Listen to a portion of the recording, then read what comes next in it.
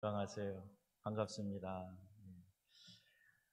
느헤미야 1장은 예루살렘에 남아있는 이스라엘 백성들에 대해서 그들이 큰 환난을 받고 능욕을 받고 있으며 예루살렘 성벽이 무너지고 성문이 불탔다 하는 이 이야기를 들은 느헤미야의 기도가 기록되어 있습니다.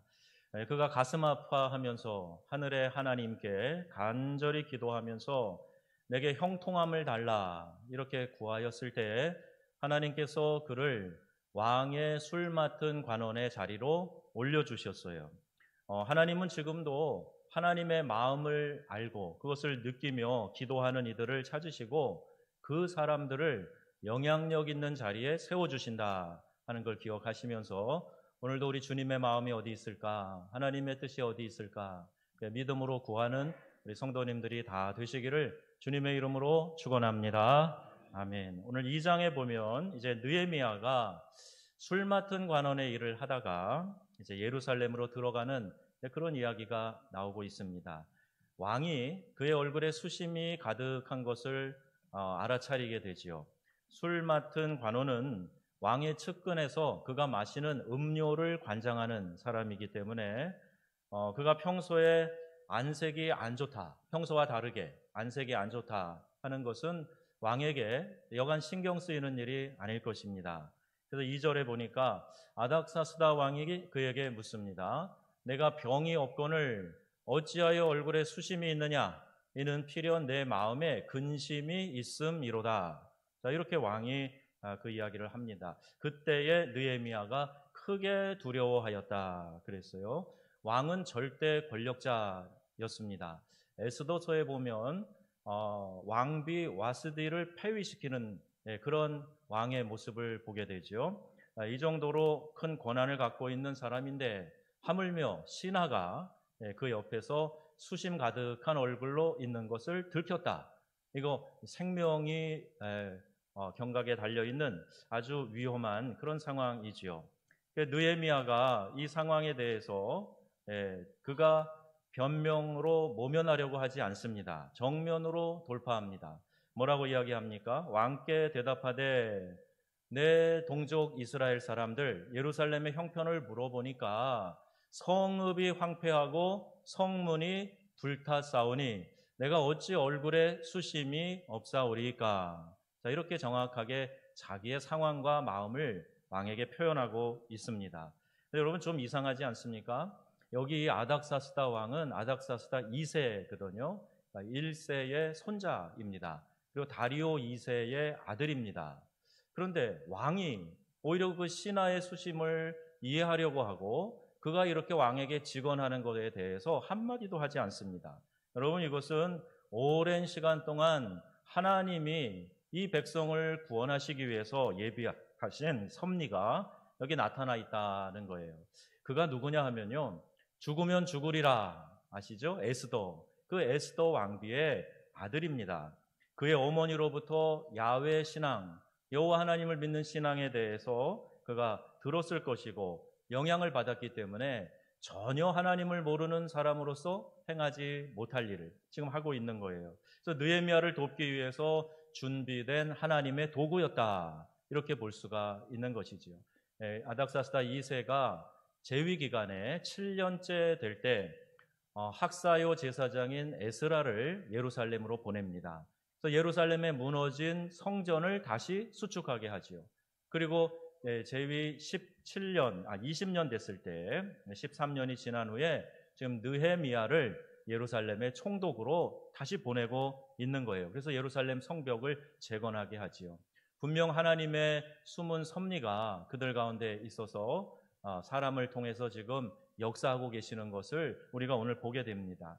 우리의 인생에서 경험하는 성공이나 실패, 또 평안과 고난, 기쁨, 슬픔, 승리, 패배 이런 모든 것들이 우리의 삶에서 비껴갈 수 없는 요소들이에요. 그런데 믿는 사람, 하나님을 사랑하고 그 뜻대로 부르심을 입은 사람들에게는 이 모든 것이 다 합력하여 선을 이루느니라. 성경 이렇게 말씀하고 있습니다. 그래서 여러분 우리 철든 신앙인들은 그래서 알게 돼요. 내가 할 수 있는 것은 하나님께 가까이 나가는 거구나. 하나님께 엎드려 기도하는 거구나 하는 것을 이제 깨닫게 되는 거지요. 제 삶에도 이런 고백을 드릴 일들이 참 많이 있습니다.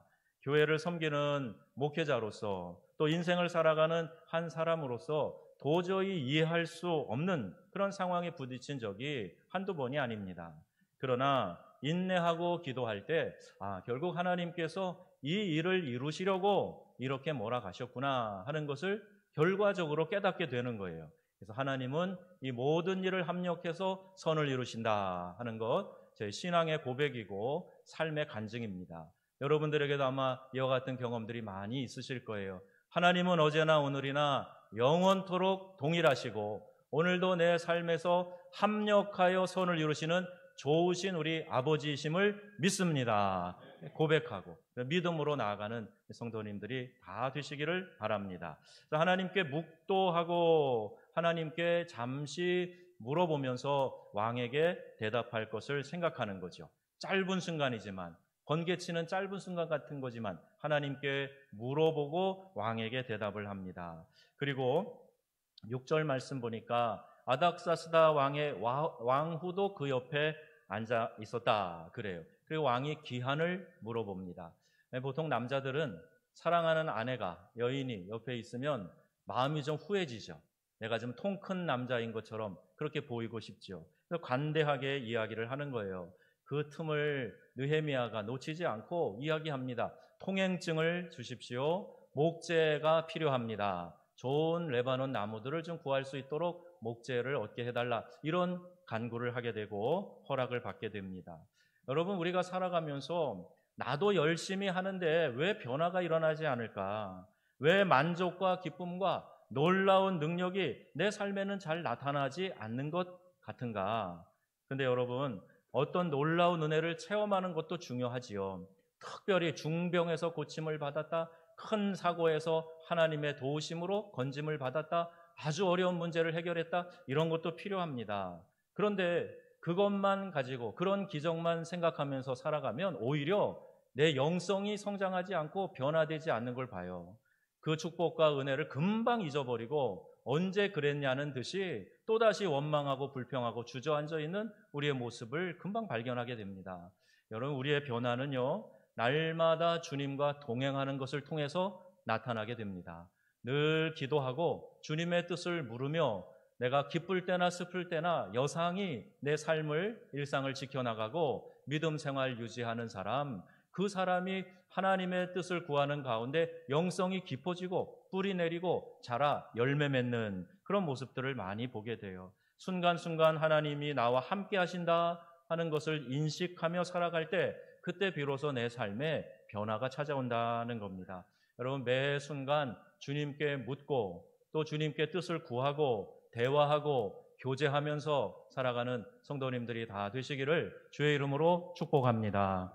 이게 진짜 축복이거든요. 그러면 주님과 교제를 깊이 한다는 거, 이거 이상 축복이 되는 것이 없어요. 로또 맞는 것보다 우리 주님과 교제가 깊어져서 어느 순간에도 나는 주님이 주시는 위로와 용기 가운데 살아갈 수 있다. 이것보다 더 귀한 축복이 어디에 있겠습니까? 자, 이제 하나님께서 계획하신 대로 이 백성을 구원하실 그 일을 시행하시는데 하나님이 해결하시는 방법 어떤 것인가 이렇게 볼 수가 있어요. 자, 먼저 하나님께서는요, 비전을 회복시켜 주신다는 거예요. 뭘 회복시켜 주세요? 비전을 회복시켜 주세요. 2장 17절 말씀 보니까 우리가 당한 공경은 너희도 보고 있는 바라 그랬어요. 무너진 성벽은 글자 그대로 곤경이었습니다. NIV 영어 성경에 보니까 trouble이라고 되어 있어요. 문제가 있는 거예요. 깊은 어려움, 곤경에 빠져 있다, 이 이야기입니다. 근데 이때 느헤미야가 자신의 사연을 나눕니다. 18절 말씀 보시면 그 자리까지 인도하신 하나님에 대해서 이제 이야기를 하는 거예요. 그때 잠들었던 백성의 마음이 뛰기 시작합니다. 느헤미야가 제시한 비전을 받아들이면서 그래, 맞아. 그럼 그렇지. 하나님께서 우리를 포기하시지 않으셨어. 우리가 지금 해야 할 일이 바로 이것이구나. 어려운 현실에서 그들은 하나님이 주시는 꿈, 즉 비전을 다시 품게 된 것입니다. 여러분, 그들의 내부에 축적된 에너지, 그때 잠재되었던 에너지가 비로소 다시 발휘되기 시작을 하는 거예요. 우리 사람들은요, 비전을 잃어버리면 낙심합니다. 많은 잠재력을 갖고 있는 사람조차도 해야 될 비전을, 하나님이 주신 꿈을 놓치고 살아가면 의욕이 없어져요. 그냥 손을 늘어뜨리고 아무것도 하고 싶지 않은 그런 마음의 자세가 됩니다. 여러분, 무너진 성벽을 세워서 민족의 수치를 없애자 하는 이런 선한 일에 이들이 반응을 하게 된 거예요. 하나님의 영이 우리 가운데 역사하실 때 우리도 잃어버렸던 하나님의 꿈을 되찾게 되고 우리 마음에 꿈틀꿈틀거리는 뜨거운 열정이 회복되게 될 줄로 믿습니다. 중요한 것은 비전을 갖는 거예요. 가슴을 뛰게 하는 힘, 이게 비전이기 때문입니다. 그래서 사람에게는 가슴 뛰게 하는 목표가 있어야 돼요. 나이와 상관없이 내가 지금 젊은이든지 청소년이든지 어린아이든지 장년이든지 노인이든지 하나님이 지금 내 삶에 허락하신 비전이 무엇이냐, 이걸 붙들고 살아가는 사람이 가슴이 뛰고 열정이 솟아나고 하나님의 일을 위하여 헌신할 수 있게 되는 것입니다. 여러분에게도 목표, 즉 이루고 싶은 꿈 있으실 거예요. 한번 진지하게 생각해 보세요. 지금 나의 삶의 자리에서 내가 이루어 드릴 하나님의 꿈이 무엇인가? 그걸 한번 생각해 보세요. 그것을 이룰 실력이 상황이 영 멀기만 한 것 같고 안 되는 것 같고 내 능력도 부족해서 못 이룰 것 같고, 여러분 그럴 때에 오병이어의 기적을 한번 생각해 보세요. 어린아이의 도시락 하나, 물고기 2마리, 떡 5개, 그게 주님의 손에 안드레이아에 올려졌잖아요. 그때 우리 주님께서 기도하시고 떼어 나눠줬는데 장정만 5,000명이 먹고 배불리 먹고 12광줄이 남기는 역사가 일어났어요. 여러분, 이것을 하나의 설화처럼 생각하시면 안 됩니다. 내 삶에 오늘도 동일하게 역사하실 하나님의 능력으로 받아들이시기를 바랍니다. 내 자신이 부족해도 연약해도 이룰 만한 힘이 없고 재원이 없고 돈도 없고 능력 지혜 부족해도 내 자신을 주님이 사용하시고 주님 손에 올려드려지기만 하면, 주님이 붙드시고 나를 사용하시기만 하면 하나님께서 넉넉히 이루어 주실 줄로 믿습니다. 자, 이 고백이 신앙의 고백이에요. 하나님의 손에 올려드려지고 여러분의 꿈을, 하나님이 주신 그 꿈을 위하여 달려가게 될 때 우리 하나님께서 여러분을 위해 계획하신 놀라운 일들이 우리의 생애 가운데, 우리 교회 위에, 가정 위에, 이 민족 위에 나타나게 될 줄로 믿습니다. 꿈을 주신다. 하나님 그렇게 해결해 가세요. 두 번째는요, 부정적인 감정을 해소시켜 주신다 하는 거예요. 아닥사스다 왕에게 허락을 받아야 됐고 지치고 시리에 빠져 있는 백성들을 설득해야 됐어요. 그럼 이 두 가지 다 굉장히 어려운 겁니다. 왜 어려운가요? 보이지 않는 사람의 마음을 움직여야 하는 것이기 때문에 그래요. 어려운 것 중에 어려운 것이 사람의 마음 움직이는 거예요. 내가 내 마음 하나 어떻게 하기도 힘든데 다른 사람의 마음, 그것도 축 처져 있고 주저앉아 있는 마음, 그걸 일으킨다. 사람의 능력으로 가능한 일이 아니에요. 왕에게 가서 그 마음을 움직여 허락받는다. 이건 역시도 그렇게 수월한 일이 아닙니다. 그런데 포로에서 귀환하고 마음에 뜨거운 비전을 품고 예루살렘에 돌아온 이 이스라엘 백성들이요, 에스라에 의해서 이제 성전 재건하지 않았습니까? 근데 무려 13년이 되었는데 성전에서 예배한다는 것 외에는 이들의 형편이 크게 달라진 게 없는 거예요. 그러니 낙심합니다. 허송세월한 거 아니야? 내가 헛된 노력한 거 아니야? 직업도 다 내려놓고 생업도 포기하고 여기 와서 이 성전을 복원하려고 이렇게 힘썼는데 지금 내 삶에 달라진 게 뭐야? 본전 생각나고 또 이렇게 주저앉아 있고 낙심하는 그런 모습을 봅니다. 자, 여러분, 오늘 우리의 삶 가운데에서 내가 신앙생활 과거에 열심히 했는데 근데 지금 내가 그만한 열심이 나질 않는 거예요. 어제 우리 월삭 새벽 예배 드렸습니다. 우리 거리두기도 해야 되지만 월삭 예배 때 사람들 많이 나오니까 이곳에 올라와서 우리 함께 기도하자. 그래서 본당에서 했어요. 다른 달보다 훨씬 적게 나왔습니다. 휴가철이기도 한데 우리 어린 아이들이 나와서 기도받고 한 달 시작하는 아주 중요한 의미. 우리가 지난달에는 코로나 때문에 쉬었지만 이번에 다시 했는데 많이 안 나왔어요. 목회자인 제 마음은 좀 섭섭합니다. 우리 부목사님과 그 이야기를 했어요. 우리 교육기관 아이들이 좀 나와서 함께 이때 기도하면 얼마나 좋으냐. 가족이 함께 손잡고 기도하고 우리 새벽 기도 가자. 그렇게 깨우고 들쳐업고 나와서 함께 기도하면 평생 잊지 못할 기도의 귀한 교훈이 될 텐데 왜 이런 일들을 놓치는 거야? 마음에 참 아쉬움이 있어요. 여러분 이뿐만이 아닙니다. 특별 새벽 기도할 때, 부흥회 할 때, 노방전도 할 때, 작정의 밤 기도할 때, 혹은 이전에 했던 성경 공부, 제자 훈련, 그냥 과거의 추억으로만 묻어두시고 다시 하려고 하는 그런 의욕을 갖지 못하는 건 왜 그러죠? 내가 한두 번 도전해보고 과거에 열심히 내가 해봤는데 해야든 안 하든 그거 뭐 별 차이 없는 것 같다. 자, 이런 부정적인 생각이 나를 꽉 두르고 지배하고 있을 때 절대로 거기에 다시 하고자 하는 에너지가 생기지 않습니다. 때로는 과거에 받은 상처 때문에 또 상처를 받을까 봐 동료를 믿지 못하고 공동체를 잘 믿지 못하는 거예요. 때론 자기 자신조차도 믿지 못합니다. 또다시 실패할까 봐, 다시 상처받을까 봐 두려워하고 말 안 해도 거리두기를 하는 거예요. 사람들하고 감정의 거리두기를 하고 다가서지 않으려고 하는 거예요. 또 찔릴까 봐. 우리 고슴도치 가시 우리 다 가지고 있잖아요. 그러니까 좋을 때 모르다가 다가가면 또 찔렸구나. 아이고 다가가지 말아야지. 이런 과거의 상처 때문에 두려워하는 사람들이 많아요. 그래서 비전 자체를 외면하고 기피하게 되는 겁니다. 하나님께서 우리에게 비전을 주실 뿐만 아니라 그때 우리가 해야 될 반응은요, 하나님의 도우심으로 말미암아 우리 안에 부정적인 감정이 해소되는 역사가 일어나야 될 줄로 믿습니다. 이것도 하나님께 구하세요. 내가 의지도 있어야 되지만 하나님께 구하면서 기도해 보세요. 우리 하나님께서 역사하실 것입니다. 자, 세 번째 하나님 이렇게 말씀하세요. 하나님이 하신 방법을 보니까 본받을 만한 리더를 찾으시는 하나님이세요. 그래서 그 리더를 구하고 내가 리더로 세움을 받아야 된다는 겁니다. 로마서 13장 1절에 보면 모든 권세는 다 하나님께서 정하신 바라 그랬어요. 어제 이 지역의 국회의원과 시의장 등을 초청해서 기관장들, 목사님들, 또 우리 장로님들 함께 간담회를 했습니다. 이 포괄적 차별금지법이 어떤 독소조항을 가지고 있는가 우리 전문인 변호사가 오셔서 설명을 했고 또 국회의원에게 간곡하게 부탁을 했어요. 우리 종교 지도자들, 교회 지도자들, 이 지역의 지도자들 이런 마음 갖고 있습니다. 잘 알아주시고 반영해 주시면 좋겠습니다. 그리고 국회의원으로부터 이런 이야기도 많이 들었습니다. 이 문제점을 잘 이야기하고 부탁을 했어요. 물론 정당의 당론도 있을 것이고 또 눈치도 봐야 되겠지만 이 땅의 교회들이 침묵하면 전혀 알 수가 없어요. 거기에 대해서 알려주고 함께 힘을 모아주십시오 부탁을 했습니다. 여러분 우리가 이 의회에서 우리가 입법부에서 법을 만들기 때문에 국회의원이 결정을 합니다. 21대 국회 300명이 되는 국회의원 중에 본인 스스로 내가 그리스도인이요 기독교인이요 말한 사람이 무려 125명이나 됩니다.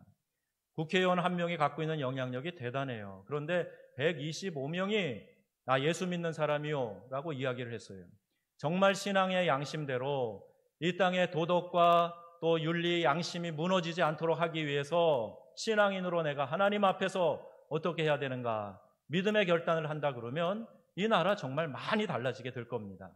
영국이 그랬어요. 영국 한 명의 국회의원 윌리엄 윌버포스가 젊은 나이에 국회의원이 되어서요. 인생 전체를 걸고 처절한 투쟁을 통해서 드디어 1907년에 영국의 노예제도를 폐지합니다. 경제적으로 많은 이익이 있었기 때문에 부자들이 가만두지 않았어요. 끊임없는 공격과 살해의 위험과 그런 공격들이 있었어요. 그러나 굴하지 않고 단 한 가지 이유, 신앙의 양심 때문에 하나님을 믿는 믿음 때문에 그는 끝까지 투쟁해서 결국에는 노예를 해방하는 그런 법안을 통과시키게 되었던 겁니다. 여러분 이 시대에 본받을 만한 신앙의 리더를 달라고 우리가 기도해야 됩니다. 히브리서 13장 7절 말씀이에요. 우리 함께 보겠습니다. 하나님의 말씀을 너에게 일러주고 너희를 인도하던 자들을 생각하며 그들의 행실의 결말을 주의하여 보고 그들의 믿음을 본받으라. 아멘.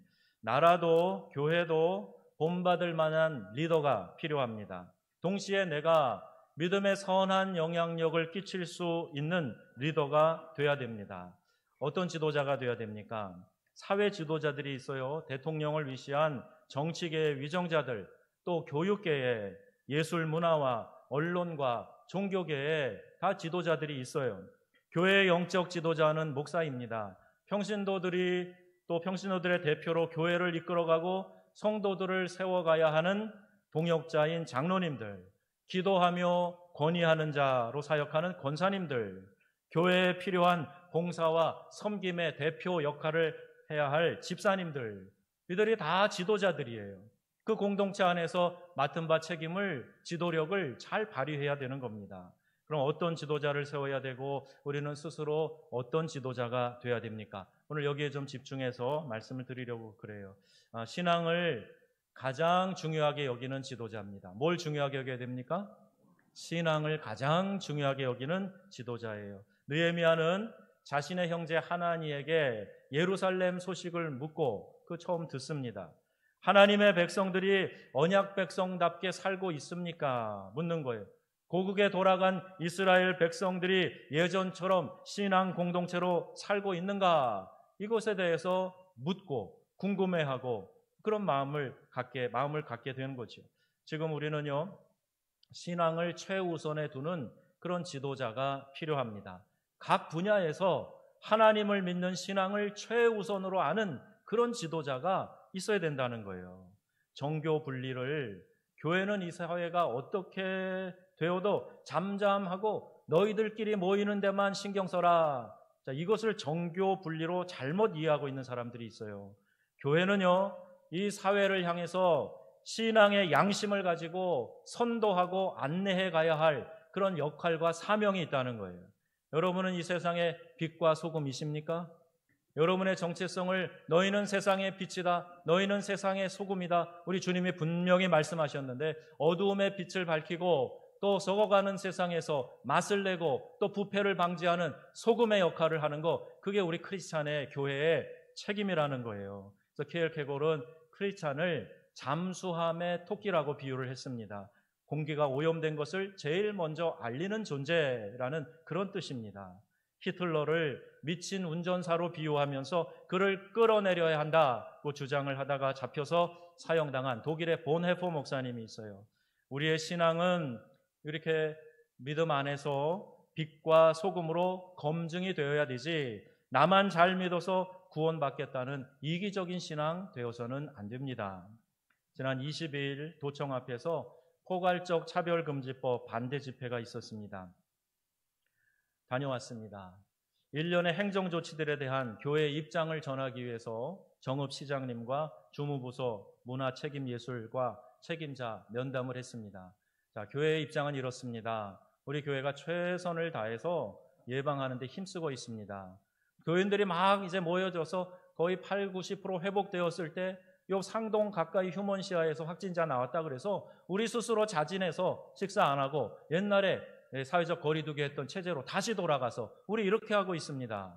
그런데 교회가 마치 이 병을 옮기는 그런 일에 방조하고 또 나태한 것처럼 이렇게 이야기하는 거 옳지 않습니다.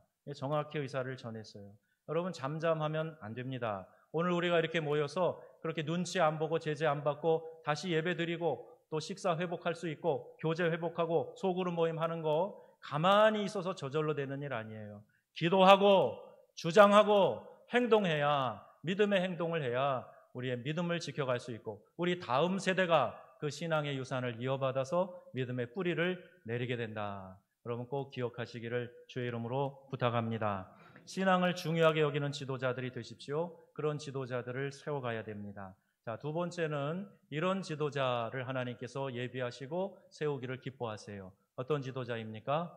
아픔과 고통을 함께 나누는 지도자예요. 함께 해보겠습니다. 아픔과 고통을 함께 나누는 지도자입니다. 느헤미야가 이 페르시아 바사 제국에 있었어요. 그러니까 예루살렘으로부터 무려 1600km나 떨어져 있었습니다. 예루살렘에 가본 적도 없습니다. 그가 예루살렘 때문에 이토록 민감하게 반응한 까닭이 무엇입니까? 자신을 이스라엘의 일원으로 여겼던 거예요. 내 동족의 아픔을 나의 아픔인 것처럼 자기가 끌어안고 함께 고통하고 있었던 거예요. 그 소식을 듣자마자 하나님 앞에 눈물로 기도하고 하나님께 부르짖고 이 백성 어떻게 해야 됩니까? 하나님, 그렇게 간구할 수 있었던 거지요. 구세군 설립자인 윌리엄 부스가 끊임없는 열정으로 사역을 한 사람이죠. 그 열정이 어디서 나옵니까? 라고 사람들이 물었을 때에 그가 이렇게 대답했어요. 저는 늘 마음속에 두 단어를 품고 살아갑니다. 하나는 울음이에요. cry, 울음이고 또 하나는 눈물, tear, 눈물입니다. 울음과 눈물, 이 두 단어를 내 마음속에 늘 새기며 살아가고 있습니다. 그러니 그 잘못된 것들을 회복시키기 위해서 내가 눈물로 기도하고 하나님 앞에 울며 호소하는 그 일을 통해서 하나님이 많은 일들을 이루어 주셨습니다. 자, 이 고백을 하고 있는 거예요. 우리 주님도 늘 우리 때문에 마음 아파하시고 중보하셨어요. 예루살렘을 바라보면서 사랑하는 나사로가 죽었을 때에도 눈물 흘리면서 안타까워하셨어요. 지금도 동일하게 우리 주님이 이곳에 함께 하시며 우리의 심령 가운데서 역사하신다는 겁니다. 여러분이 아파하고 힘들어할 때 그건 내 몫이야, 내 인생이기 때문에, 그리고 우리 주님도 관여 안 하실 거야, 이것이 아니고요. 우리 주님이 더욱 우리를 안타까워하며 바라보시고 우리의 삶에 관여하시고 함께 긍휼의 마음으로 다가와 위로하시는 분이시라는 거예요. 우리의 리더들은 주님이 하셨던 것처럼 비난하는 사람이 아니라 마음 아파하고 기도하는 사람이 되어야 됩니다. 비난을 한다는 것은 뭐예요? 품지 않았다는 이야기입니다. 나는 그 속에 지금 함께 있지 않다는 이야기예요. 지적하고 손가락질하지만 나는 아니라고, 거기에서 벗어나 있는 사람이라고 생각한다는 뜻입니다. 품은 사람은 애통과 눈물의 기도를 하는 사람이 품은 사람이에요. 여러분이 사랑하는 가족, 여러분이 속해 있는 내 영적 가족인 교회, 품고 눈물로 기도해야 됩니다. 이 민족을 위해서, 조국의 미래를 위해서, 우리의 자녀들의 앞날을 위해서 안타까워하며 눈물로 기도할 수 있어야 됩니다. 그가 바로 믿음의 지도자인 것이에요. 느헤미야는 자기의 재산과 권력으로 어느 정도 일을 할 수 있을지 몰라요.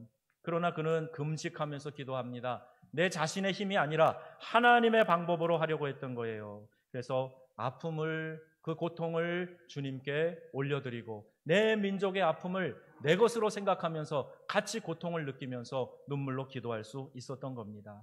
여러분, 아픔과 고통을 함께 나누는 리더들이 다 되시기를 주의 이름으로 축원합니다. 내가 그 고통과 아픔을 함께 느끼면서 함께 눈물로 기도할 수 있어야 돼요. 자, 세 번째는 이런 지도자입니다. 함께 읽겠습니다. 공동체를 이해하고 존중하는 지도자예요. 자, 느헤미야는 아닥사스다 왕의 허락 아래에 성벽 재건을 꿈꾸면서 예루살렘에 도착했습니다. 그런데 도착한 지 사흘이 지나도록 내가 여기에 왜 왔다 하는 이야기를 하지 않아요. 사람들에게 이 성벽 무너진 거 재건하고 성문 불탄 거 재건해야 된다, 이런 이야기 꺼내지 않습니다. 다만 모두가 잠든 한밤중에 측근 몇 명과 함께 무너진 현장을 답사갑니다. 지금도 집중호우 때문에 축대가 무너지고 도로가 유실되고 그랬을 때 우리 시장님도 나가보고 관계자들이 찾아가 보고 그러지 않습니까? 이유가 있어요. 그렇게 하면 우리의 지금 어려운 형편을 리더가 함께 이해하고 있구나, 공감하고 있구나, 그렇게 이해하게 되죠. 만약에 이렇게 막 호우가 나서 여기저기서 지금 물난리가 났는데 골프 치러 갔다, 그러면 금방 여러분들 인상 찌푸리면서 저런 사람이 있냐 할 것 아닙니까? 자, 이해하고 존중하는 지도자 돼야 된다는 거예요. 현장 사정에 밝은 귀족이나 관리에게 명해서 총독이니까 가서 상황을 좀 살피고 오시오 할 수도 있습니다. 그러나 느헤미야는 처참한 폐허의 현장, 자기가 직접 걸어 다니면서 자기 눈으로 살펴봤어요. 다른 사람들에게 일을 떠맡기고 책임을 미루고 나는 팔 걷어붙이고 함께하지 않으면 그 사람은 리더가 아닙니다. 오늘 17절 18절 말씀 보니까 우리가 당한 공경은 너희도 보고 있는 바라 그랬어요. 이제 그들의 말이 일어난 이 건축하고자 하고 또 모두 힘을 내어 이 선한 일을 하려 하매, 자, 이렇게 기록되어져 있습니다. 이 말씀을 보니까요, 너희가 아니고 우리라고 되어 있어요. 단순한 공사가 아니라 이건 민족의 수건이라고 이렇게 되새겨 주고 있습니다. 여러분, 잠들어 있는 손과 발을 일깨워서 하나님께서 우리에게 꿈꾸라고 주신 그 비전에 다시 한번 사로잡혀서 여러분 심령 가운데 뜨거운 열정이 회복되시기를 주님의 이름으로 축원합니다. 이 시대에 정말 열정 있는 한 사람을 하나님이 찾고 계세요. 하나님 앞에서 그의 손에 붙들림 받고 쓰임 받을 한 사람을 하나님이 구하고 계시다는 겁니다. 그런 질타하는 대신에 이스라엘 백성이 잊고 있던 본질을 되새겨 주었어요. 우리가 이런 사람들이 아니지 않느냐? 우리가 이렇게 소홀하게 이렇게 믿음 생활하지 않았지 않냐? 그들의 본질을 다시 되새겨주고 일깨워주고 있습니다. 오늘 이 시대에 이런 지도자들이 필요합니다. 잠들어 있는 심령을 깨우고 실패할까봐 두려움에 떨고 있는 사람들, 그 두려움을 떨쳐버리게 해주고 잃어버린 자존심과 그 자존감, 사명을 다시 회복시켜 줄 수 있도록 도와주는 사람, 그 사람이 지도자로 필요하고 여러분이 그런 지도자가 되셔야 됩니다. 소자 한 명을 실족하게 하면 차라리 연자 맷돌을 메고 바다에 던지우는 게 낫다. 그 말씀의 의미가 무엇이에요? 여러분, 한 영혼이라도 나로 인하여 실족하는 영혼 없게 되고 나로 인하여서 잃어버린 그들의 비전을 되찾고 하나님의 은혜 안에 회복되는 영혼들만 많아지게 하여 주옵소서. 이것이 오늘 저와 여러분의 기도가 되어야 될 줄로 믿습니다.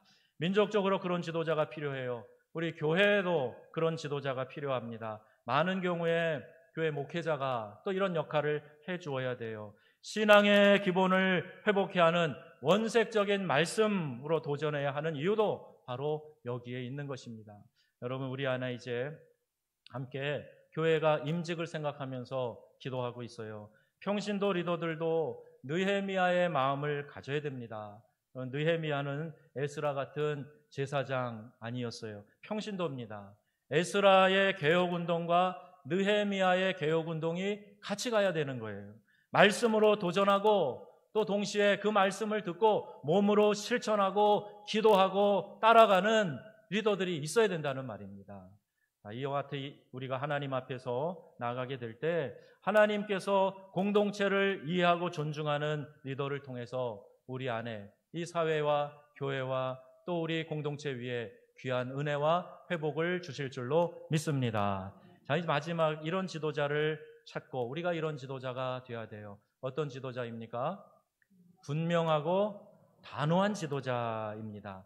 18절 말씀해 보니까요. 모두 힘을 내어 이 선한 일을 하려 하매 그랬어요.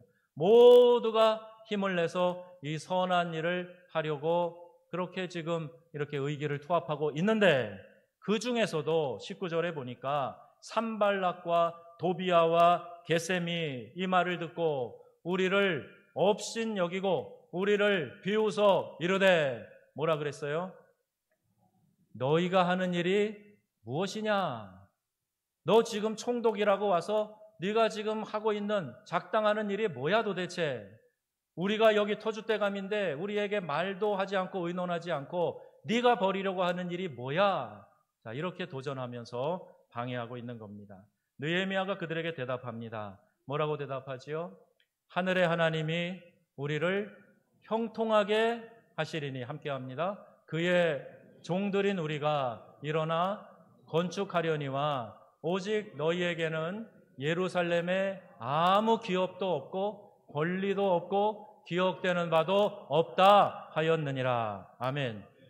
자, 이 세 사람이 나름대로 자기들이 갖고 있는 힘과 영향력을 가지고 온 무리가 함께 지금 다시 이 성벽을 재건하자 그리고 한 마음으로 일어나는데 방해하고 있어요. 그때 느헤미야가 단호하게 이야기합니다. 하늘의 하나님이 우리를 형통하게 하실 거다. 반드시 이 일은 이루어질 거야. 그러나 우리가 그의 종으로 이 일을 이루어서 하나님의 상급을 누리게 될 때 너희에게는 예루살렘에서 아무 기업도 없고 권리도 없고 기억되는 바도 없게 될 것이다. 단호하게 이야기를 하는 겁니다. 여러분, 하나님의 일에 협력할 때 하나님께서 책임지는 인생이 될 줄로 믿으시기를 바랍니다. 하나님이 하시는 일이 무엇인가에 민감한 게 중요해요. 그 하나님의 일에 함께하는 사람이 지혜로운 자요, 겸손한 자요, 믿음의 사람인 것입니다. 이들은 계속해서 협박하고 회유하고 갖은 방법을 동원해서 방해를 합니다. 큰 목표를 향해서 방해를 이겨내면서 끝까지 나아가는 거예요. 그 방해가 있다 할지라도 하나님이 주신 비전을 이루는 그 일에 있어서는 그 방해에 굴하지 않고 끝까지 직선으로 나아가서 결국에는 성벽을 다 완성하고 성문을 다시 달고 그 백성들에게 원수가 쉽게 출입하지 못하는 보호막 방어벽을 만들게 된 겁니다. 여러분, 때로는 우리의 믿음의 자세가 단호해야 됩니다. 그냥 우유부단해가지고 이것저것 다 받아들이고 결단을 하지 못해서 내 신앙이 휘청휘청하고 그래서는 안 됩니다. 단호하게 믿음으로 결단하고 주의 뜻이면 따라가는 우리의 믿음의 이 결단이 필요하다는 거예요. 자, 여러분, 신앙이 허물어진 그곳으로 돌아가서 다시 일으켜 세우시기를 바랍니다. 민족을 위해서, 교회와 가정을 위해서 주님의 마음을 깨닫고 눈물로 기도하는 사람들이 되어야 할 것입니다. 해결을 위한 새 출발이 시작되었어요. 비전을 회복하고 패배의식에 빠져있게 만드는 부정적인 생각과 감정을 다 던져버려야 됩니다. 그리고 좋은 지도자가 세워지도록, 내가 좋은 지도자로 서도록 기도하면서 준비해 나가야 해요. 하나님은 우리를 사랑하시기에 우리를 통해서 반드시 새 일을 열어주실 줄로 믿습니다. 저와 여러분이 그 일의 주인공이 되어서 이 어려운 시대에 우리 교회가 분명히 교회가 나가야 될 바를 밝히고 그 일에 앞장서서 하나님 앞에 인정받고 칭찬받는 믿음의 귀한 권속들 우리 명성교회 되기를 주 예수님의 이름으로 축원합니다. 아멘.